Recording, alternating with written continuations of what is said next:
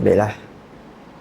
Kalau kita fikirkan balik, setiap kali musim perayaan yang datang mesti ada satu benda yang sama. Perasan tak?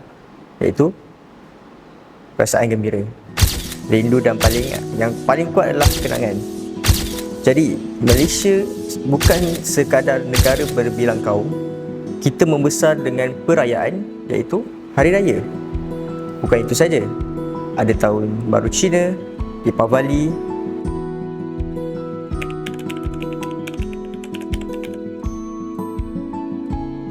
Okey, kalau dulu ikutkan duit raya ni kita bersalaman terlebih dahulu. And kalau dapat, itu adalah rezeki lah. Kalau dapat, dapatlah. Kalau tak dapat, tak ada rezeki lah maksudnya kan. So untuk dulu kita tangan ni bertemu dengan tangan, mata kita pandang bertemu dengan mata. Tapi sebabnya di sebalik jumlah yang sedikit tu tersimpan kasih yang tidak terhingga, pada hari ini banyak yang dah berubah. So contohnya, tiada lagi huluran, hanya sekadar imbasan, tiada lagi sentuhan, dan hanya dengan transaksi. Jadi kita masih memberi, cumanya adakah kita masih merasakan perkara yang sama? So dulu bila berkumpul, cerita tak pernah habis. Kadang kita gelak, kita berbuha sana sini, kita sentiasa gembira lah. Tapi sekarang kita masih duduk tempat yang sama, tapi masing-masing lebih dekat dengan skrin daripada manusia yang di sebelah. Maksudnya, adakah kita masih gembira dengan keadaan ini? Renung-renungkanlah.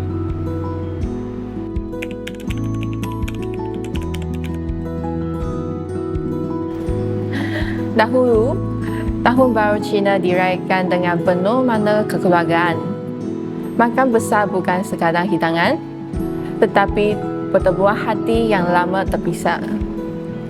Ambau dihulu dengan senyuman dan ucapan yang penuh harapan, yang seperti kongsi fatai. Kini tradisi ini masih diteruskan, namun caranya semakin berubah. Seperti ucapan tidak lagi dilafazkan, hanya dihantar. Pertemuan tidak lagi dinantikan, hanya dirancang. Keberbagaian ini bukan perbezaan, tetapi kekuatan yang membentuk negara kita. Tahun Baru Cina bukan hanya milik satu kaum, tetapi sebahagian daripada warna Malaysia.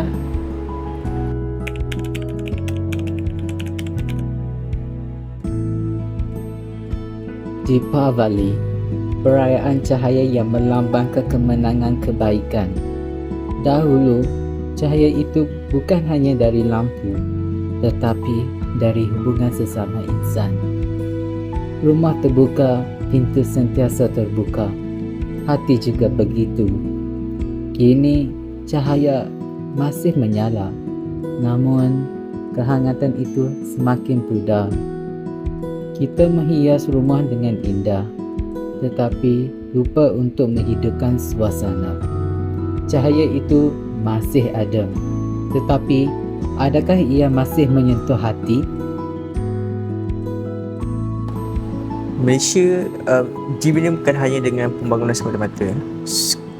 Macam sekarang pun kita boleh tengok dengan mengeratkan hubungan antara kita.